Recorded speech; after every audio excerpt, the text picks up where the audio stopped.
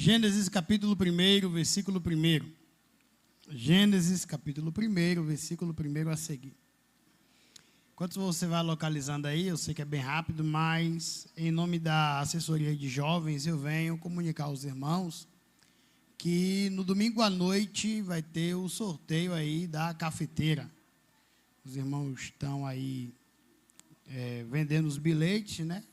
Ainda dá tempo de você participar dessa bênção, com o intuito da gente ter recursos para ajudar os jovens que querem ir para o congresso de jovens aí no mês de julho. Você que puder participar dessa boa ação, contribuir, patrocinar a ida de um jovem para lá, para viver esses dias de poder de Deus, ainda dá tempo. Domingo à noite vai ser o sorteio. Gênesis capítulo 1, versículo 1, assim diz a palavra de Deus: no princípio criou Deus os céus e a terra. E a terra era sem forma e vazia, e havia trevas sobre a face do abismo. E o Espírito de Deus se movia sobre a face das águas. E disse Deus: haja luz, e houve luz. E viu Deus que era boa a luz, e fez separação entre a luz e as trevas. E Deus chamou a luz dia, e as trevas chamou noite. E foi a tarde e a manhã o primeiro dia. Só até aí. Meus irmãos, o livro de Gênesis, cujo nome significa princípio, começo, início, foi escrito quando o povo recebe uma orientação da parte de Deus de saírem da região onde estavam, no Monte Sinai, irem para uma outra terra, um lugar um pouco mais seco, uma terra um pouco mais árida. E logo após a passagem que o pessoal quer beber e não tem o que beber, e então Moisés clama e a água sai da rocha e o povo bebe a água. Então Moisés recebe de Deus a orientação de escrever um livro apresentando ele ao povo de Israel. Porque aquele povo, já depois de tanto tempo morando no Egito, muitos deles não conheciam mais, não entendiam mais, não compreendiam mais a grandeza do Deus que estava querendo que eles saíssem do Egito e fossem para a terra prometida. Havia muita dúvida neles se de fato Deus tinha poder para cumprir a palavra que deu, tirar eles daquele lugar e levar eles para uma terra que manava leite e mel. É nesse contexto, a fim de não trazer um livro que mostra toda a criação do mundo, cheio de ciência, cheio de uma aula de história, não é isso. Se tornou ao longo dos anos, Gênesis, um livro que ajuda a gente a comprovar a nossa crença em Deus, a entender como que o mundo veio a existir, como que Israel surge na história, e o plano de Deus para esse povo na história. Mas quando este livro foi escrito, a intenção era apresentar aquele povo presente ali, quem era esse Deus que estava lhes prometendo coisas tão grandiosas, coisas tão maravilhosas. E logo no capítulo 1, o Senhor se apresenta, e se apresenta de maneira magnífica, pois o texto diz: no princípio criou Deus os céus e a terra. No começo de tudo, tudo se inicia com Deus entrando em cena e já existindo. Não havia nada, não havia coisa alguma, não havia nada criado, era tudo um nada. Nada vezes nada, mais nada é igual nada. Mas mesmo em meio a tudo isso, Deus já existia. Não servimos a qualquer ser, não servimos a um Deus construído por meio de mãos de homem. Nós não servimos a um ser de barro, de pedra, de pau, de pedras preciosas.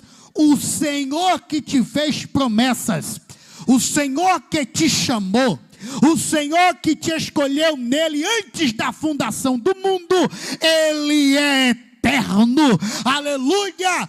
Antes de tudo e de todos, Deus é, e não há quem possa escapar da sua mão.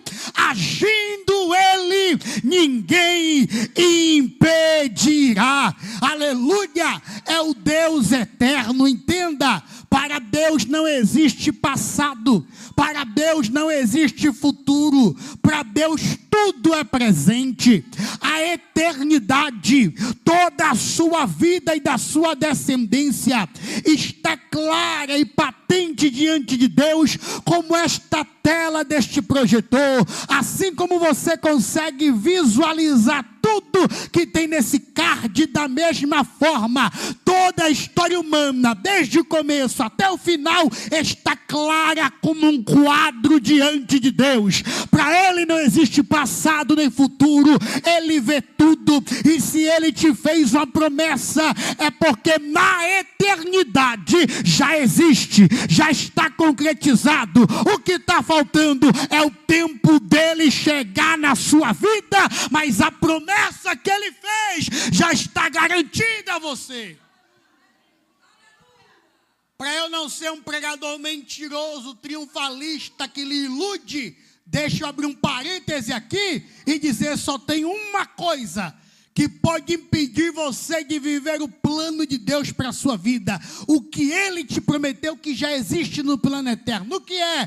O pecado. É a única coisa que pode impedir você de viver o sobrenatural de Deus e ver o cumprimento das promessas de Deus para a sua vida. Mas enquanto você se santificar, já dizia Paulo escrevendo aos crentes em Corinto, na sua segunda carta, capítulo 7, versículo 1, nós, pois que temos estas promessas, purifiquemo-nos de toda iniquidade, tanto da carne quanto do espírito, aperfeiçoando a nossa santificação no temor ao Senhor. Se eu tenho promessa de Deus, se você tem promessa de Deus, a receita para ver esta promessa se cumprir é simples: santifique-se dia a dia no temor ao Senhor, e você verá ele cumprir cada palavra que ele lançou sobre a sua vida. No princípio criou Deus. No começo de tudo, quando nada existia, ele já era. E ele se apresenta, e o termo que é usado para falar sobre ele é Elohim. No princípio, Elohim criou. E o que é isso, Leonardo? Isso aqui é muito importante, porque Elohim, na verdade, não é traduzido logo, primeiramente, como Deus. Elohim é plural, Elohim é deuses. E por que esta palavra é utilizada para apresentar o Deus de Israel? Em sua apresentação ao povo, por que Moisés usa esse termo? E não é à toa, porque se no capítulo 1 Deus recebe o nome Elohim, no capítulo 2 ele já é chamado de Javé. A tradução é a mesma aqui nas nossas Bíblias, principalmente as Bíblias modernas, é Deus no capítulo 1 e Deus no capítulo 2. Algumas Bíblias mais antigas já fazem diferença: Deus no capítulo 1, Senhor no capítulo 2. As palavras hebraicas usadas na escrita muda. No capítulo 1 é Elohim, no capítulo 2 é Javé, que quer dizer Senhor. Se a gente for pegar aqui para medir a potência uma da outra, o nome Elohim é mais forte. E por que Elohim no capítulo 1? Elohim quer dizer deuses, no plural. Qual é a intenção de Moisés quando escreve isso? É demonstrar para o povo de Israel e para nós que este Deus que servimos não é qualquer um. Ele é o Deus dos deuses, ele é o Senhor dos senhores.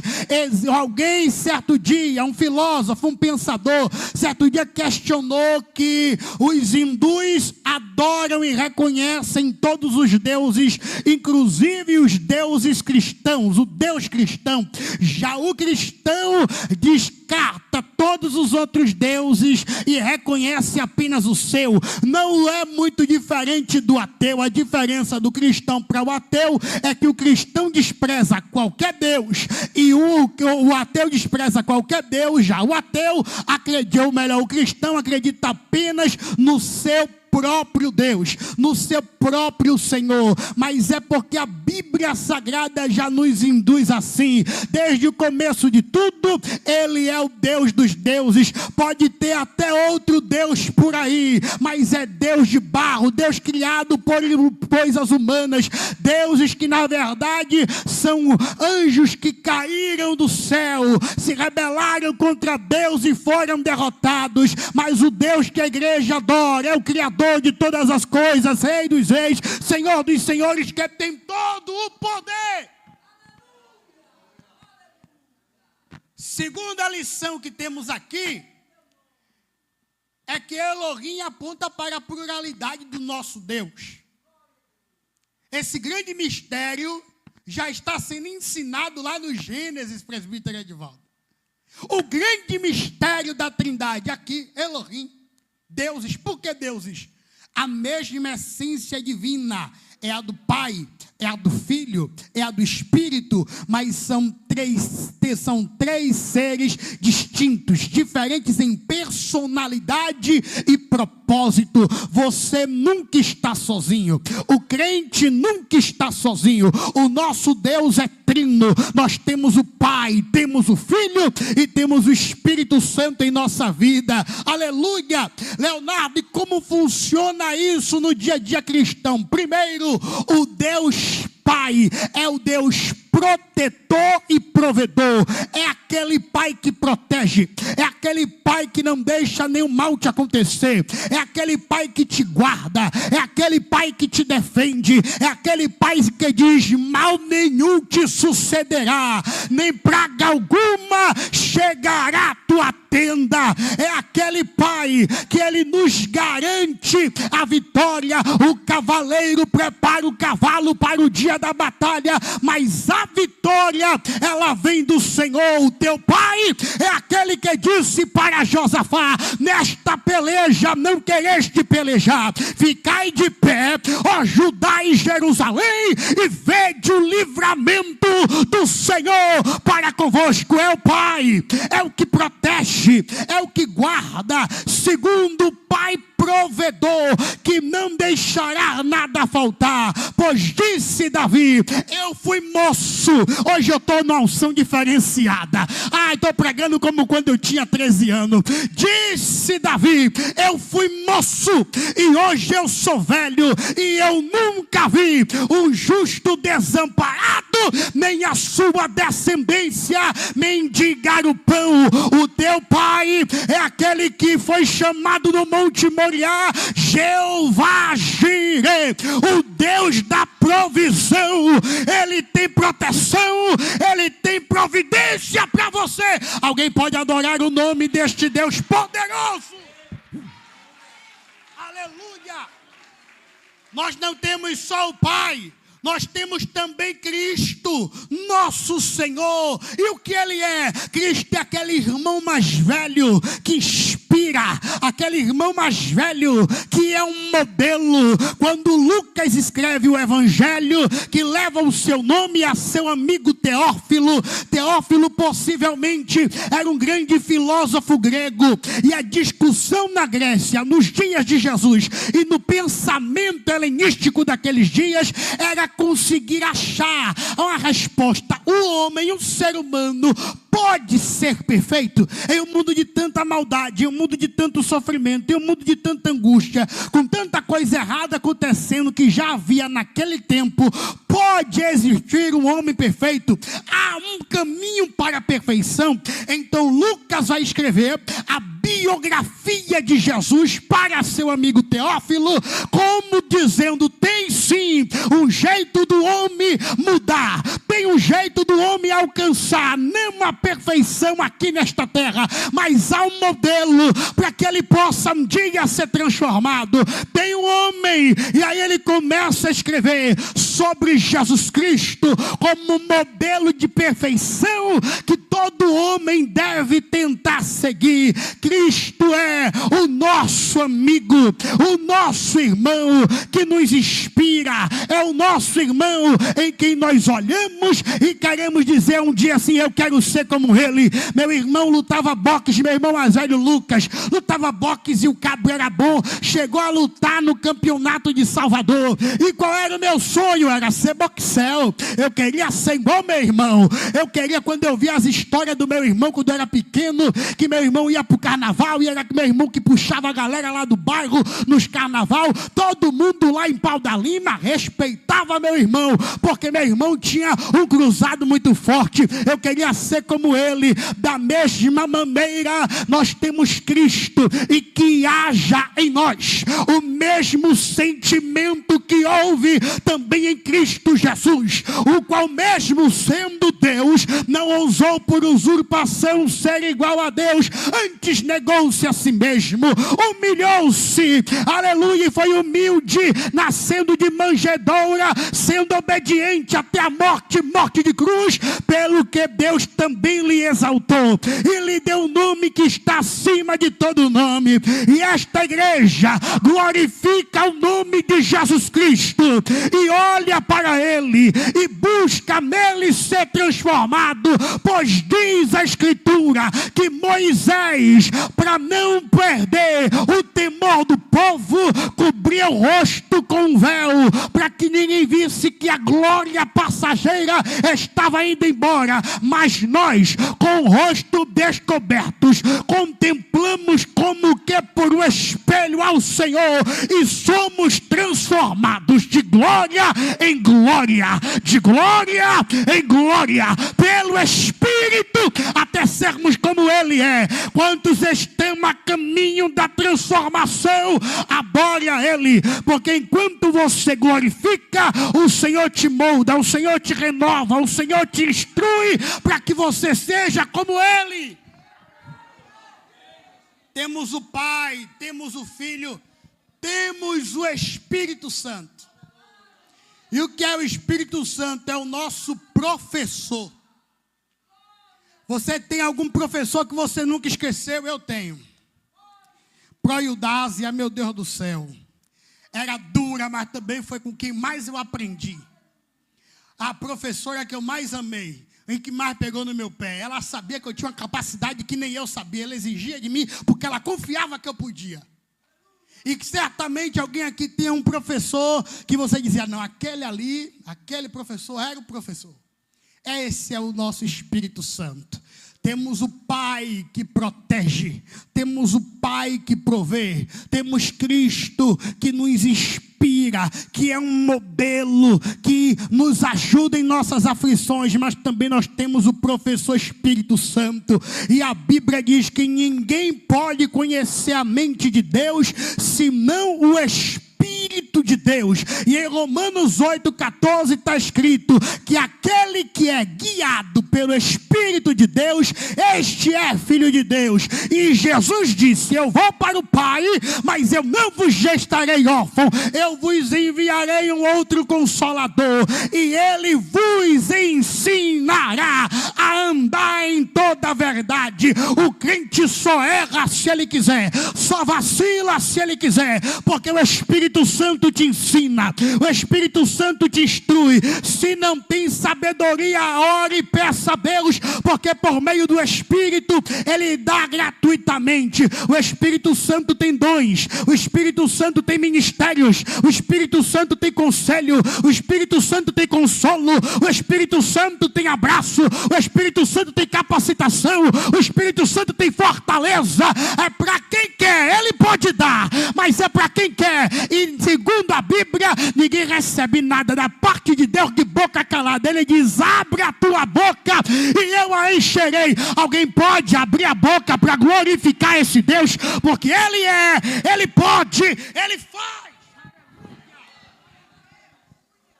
Oh glória! No princípio criou, aí entre o termo bará, termo hebraico bará, parece uma coisa besta, mas é muito bom. Por quê? Porque bará só é usado para falar em relação a Deus. Guarde isso. Bará é um termo hebraico usado apenas para falar em relação a Deus. Não se usa o termo bará para falar de coisas que o homem criou. Por que, Leonardo? Porque tudo aquilo que o homem cria a partir de algo que já existe. Alguém criou uma imagem, mas já existe pincel, já existe tinta, já existe um papel para ele desenhar. Já existe uma matéria que fez o homem criar algo. O homem criou a roda, mas já existia pedra para ele moldar a pedra e fazer a pedra virar uma roda, e assim vai. Já existia alguma coisa, mas quando refere-se a Deus, aí é diferente, porque Deus criou do absoluto nada. Não existia coisa alguma e ele trouxe a existência bará. Às vezes você tem situação na vida e quem sabe nesta noite você entrou por essa porta e está passando uma aflição tão grande que você olha para o lado esquerdo, não vê nada, olha para o lado direito, não vê nada, olha diante de você, não vê nada, dá uma olhadinha para trás, não vê nada, para cima, para baixo, e não consegue encontrar ao seu redor nenhum tipo de solução. Pois você veio para o lugar certo e clamando também ao Deus certo, porque é justamente quando se olha para um lado para o outro e não tem nada, que o bará entra em cena para trazer existência aquilo que não existe. Não tem porta, ele abre uma no meio do mar, aleluia, mas com certeza a bênção de Deus virá para a sua vida, porque o bará não deixará você sem ver a provisão dele. Ele tem a solução, ele tem o remédio, ele tem a saída, ele abre a porta, ele sabe o que fazer para dar a vitória ao seu povo. No princípio Deus cria o céu e a terra, mas aí o versículo 2 vai apresentar uma complicação. Por quê? Porque se Deus cria tudo e está tudo criado, mas porém, o versículo 2 tem um problema, e aí nós temos uma divisão de vários pensamentos teológicos, sendo dois deles o principal. O primeiro é que quando falou Deus criou o céu e a terra, ali é tipo um resumo de tudo que vai ser dito no capítulo 1. Ele entra apresentando Deus, no princípio Deus, Elohim, ele criou o céu e a terra, criou tudo. É um resumo de tudo que vai ser tratado no capítulo. E aí ele vem detalhando depois, primeiro dia, segundo dia, como foi as coisas. Mostra como estava a terra e ele vem detalhando.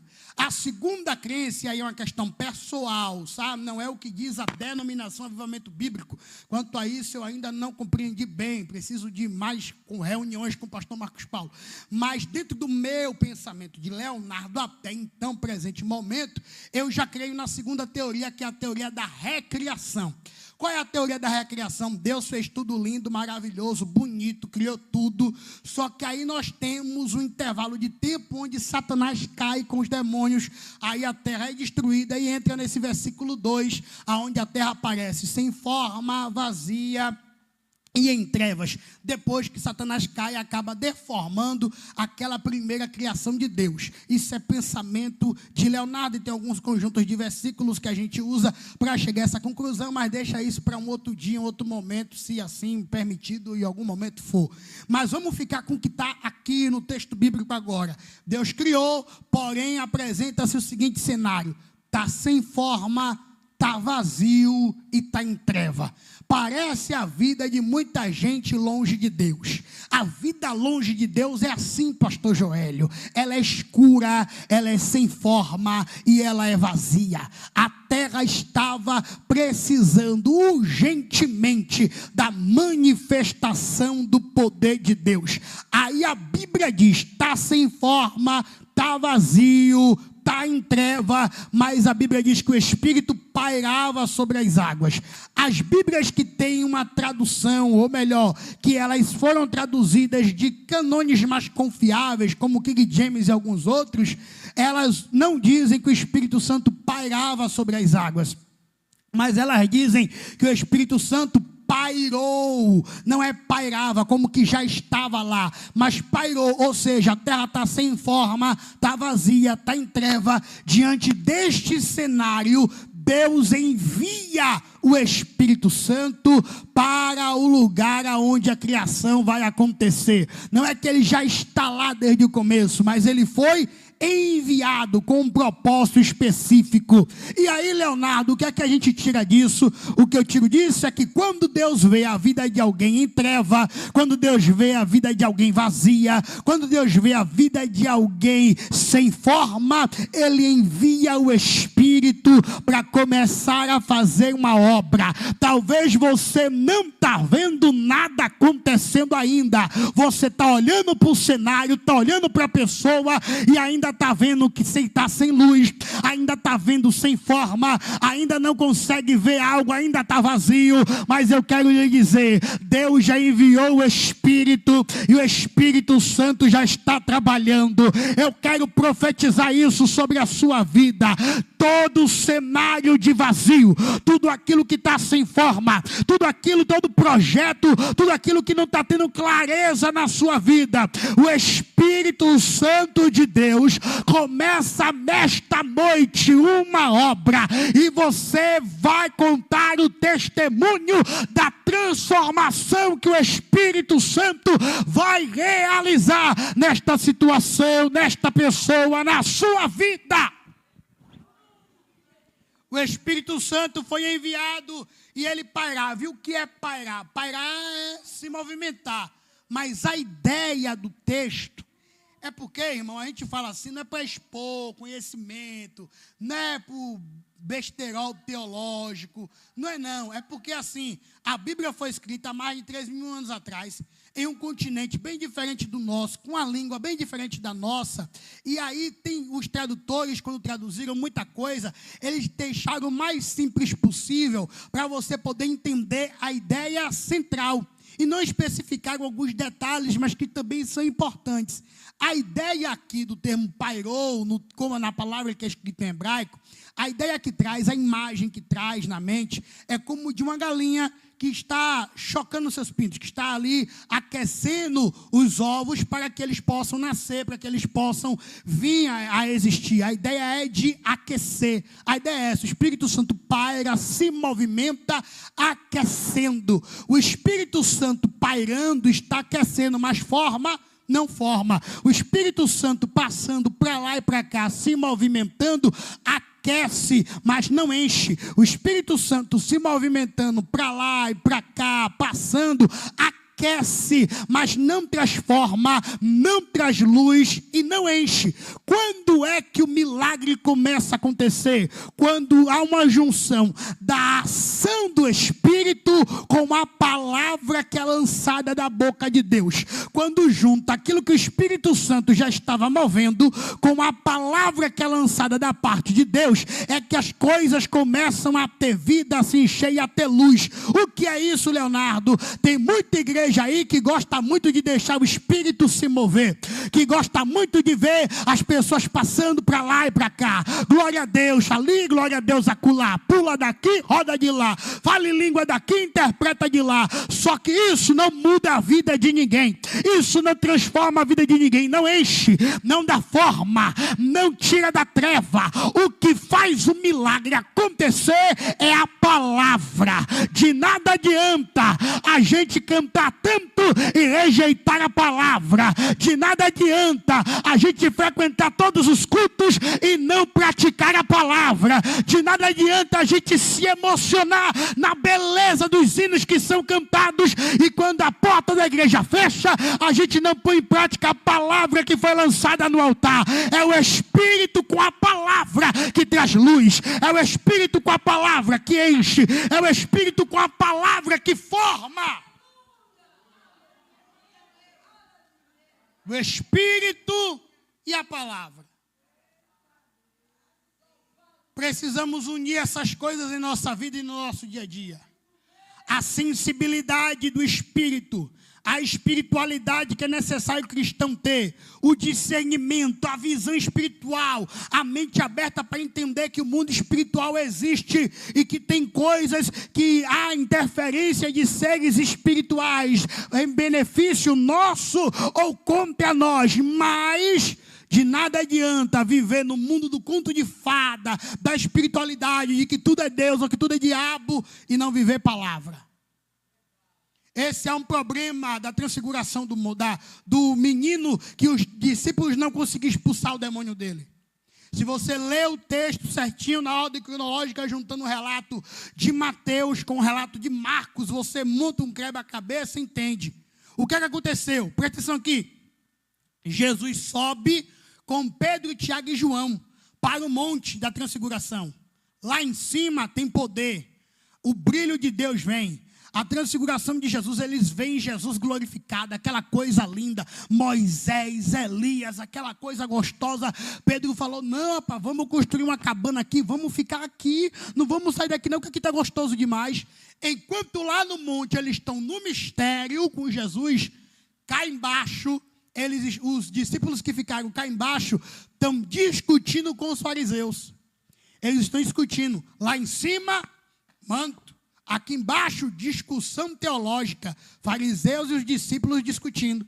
Aí chega um homem trazendo o seu filho endemoniado, que o capeta uma hora lançava ele na água, outra hora lançava ele no fogo. E aí chega lá e lá vai, fariseus e discípulos, os grandes mestres da teologia, expulsar o demônio e ninguém consegue. Porque ao invés de expulsar o demônio, eles estão debatendo como é que expulsa demônio. Em nome de quem expulsa demônio? Faz entrevista, não faz entrevista, fala que é para sair toda a legião, fala que é para sair de um em um. Como é que expulsa? Expulsa no nome do Deus de Israel ou expulsa no nome de Jesus? Como é que faz? Eles estão discutindo ao invés de buscarem a solução de fato. Então eles não têm poder para fazer. Aí lá vem, Jesus desce do monte com os discípulos que estavam no mistério, e os discípulos que estavam cheios do manto não expulsam demônio, e nem os teólogos também não expulsam demônio. Por quê? Porque muita espiritualidade sem Bíblia vira fanatismo, mas também muito conhecimento bíblico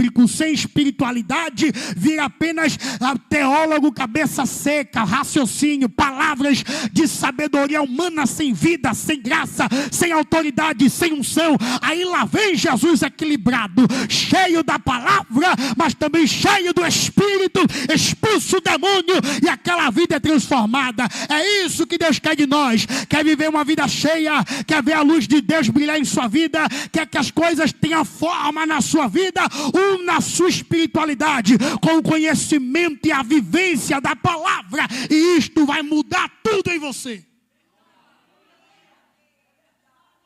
E o que é que acontece? Deus lança a palavra, e a palavra de Deus produz luz. O que eles precisavam para tudo mudar? Luz. Tudo começa com luz. Deus falou e a luz veio. Ei, está na palavra de Deus a solução para o que você precisa. A solução que você procura. A sabedoria que você procura. O ensinamento, a felicidade que você quer está na palavra de Deus. Tudo está aqui, a nossa bússola é a palavra, o nosso mapa é a palavra, o manual para viver uma vida abençoada está na palavra de Deus. Há pregadores por aí em igrejas com frases de efeito e campanhas e histórias e que fazem de tanta coisa para você ter uma vida abençoada. Não, que nós vamos levar o seu pedido para o monte, que a gente vai fazer isso, vamos fazer aquilo, que tem que fazer voto tal, e tem que fazer assim, tem que vestir assado, tem que falar desse jeito, mas nada disso está na Bíblia.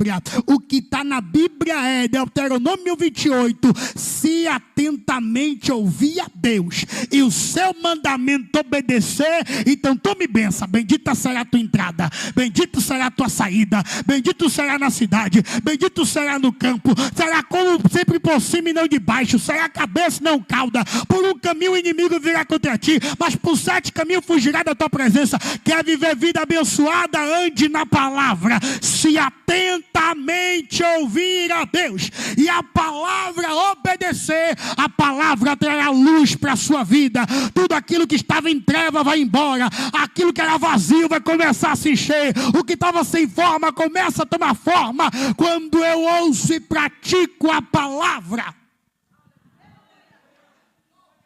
E viu Deus que a luz era boa. A vontade do homem pode falhar. Os planos do homem tendem a dar errado. Mas a palavra de Deus, o plano dele, a vontade do Senhor para a sua vida é boa, é perfeita, é agradável. Por mais que pareça difícil, por mais que seja doloroso entrar no centro da vontade de Deus, faça um esforço e entre já, porque o que Deus tem para você é bom, é perfeito, é agradável, como a sua palavra. E fez Deus separação entre dia e noite. O que era tudo treva, agora não é mais treva, começa a ter luz, começa a ter forma, começa a se encher. E as coisas começam a mudar. E aquilo tudo que a gente lê no versículo 2, toda aquela treva, todo aquele vazio, toda aquela destruição, todo aquilo, coisa sem forma, sem nada, um completo nada, agora começa a ser o início de algo que Deus está fazendo. Eu quero encerrar nessa noite dizendo para você que o nosso Deus é um Deus de constantes recomeços. E que tudo que estava sem forma, vazio e em treva na sua vida, o Espírito Santo, pela sua palavra, começa a mudar tudo isso hoje. E amanhã isso será apenas um testemunho do poder de Deus. No final, tudo aquilo, a treva, a terra sem forma, a terra vazia, tudo aquilo serve para nos mostrar como Deus pode transformar. Ficou de testemunho do poder que o nosso Deus tem. O Senhor trará solução para as suas aflições. O Senhor trará resposta para as suas orações. E tudo aquilo que hoje tira a tua paz, amanhã servirá de testemunho para glorificar a Deus. E todos verão que isso foi só uma fase que passou e o nome de Deus foi glorificado em sua vida. Fique de pé, por favor.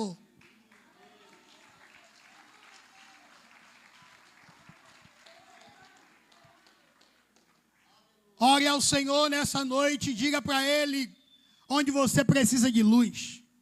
Apresente para Ele o que é que está vazio, o que é que está sem forma, onde é que você está precisando que Ele entre, que Ele proveja, que o Bará traga a solução para esse problema que você não está vendo como resolver. Você já olhou para um lado, já olhou para o outro, já procurou uma solução e você não consegue encontrar, mas o teu Deus, Ele tem a solução. O teu Deus, Ele opera o milagre. O teu Deus tem a resposta.